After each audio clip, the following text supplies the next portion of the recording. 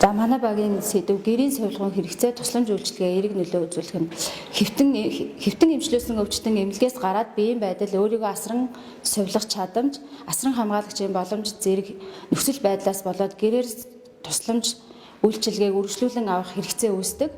Мистицизм хийлгэсэн хүн дээр өвдсөн хүмүүст мэрэгжлийн сувилагчийн тусламж илүү хэрэгцээтэй байдаг тул бусад улс орнуудад эмнэлгийнхаа дэргэд гэрээр тусламж үзүүлэх төв нэгжийг байгуулж эрүүл мэндийн даатгалын байгууллагатай хамтран ажиллах гэрээ байгуулсан байдаг.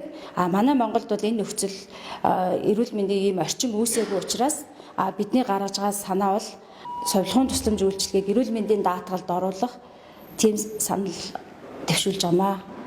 Мэс засалд орсон хүн дээр өвдсөн гэрээр одоо жишээ нь боолт хийлгэх ийм үйлчлүүлэгч нар байдаг. Энийг бол одоо өрхийн эрүүл мэндийн төвүүд харьяалаараа одоо сувилагч нар нь тусламж үйлчлэгийг үзүүлээ явдаг ч гэсэн одоо нарийн мэрэгжлийн боолтын сувилагч одоо тэр боолтыг хийх шаардлагатай байдаг. Тэгэхээр одоо яг хөдөө орон нутгуудад гэх юм уу одоо тийм боолт шаардлагатай хүмүүс нь болохоор одоо нэгдсэн эмнэлгийнхаа боолтын сувилагчийг ажлын бус цагаар нь одоо гууж оройн цагаар одоо тэр тусламж үйлчилгээг авдаг.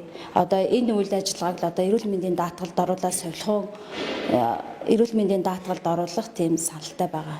Одоо энэ гэрийн сувилгын тусламж үйлчилгээг үзүүлэхэд одоо манай Монголд болохоор яг гэрийн сувилгын тусламж үйлчилгээг үзүүлэхэд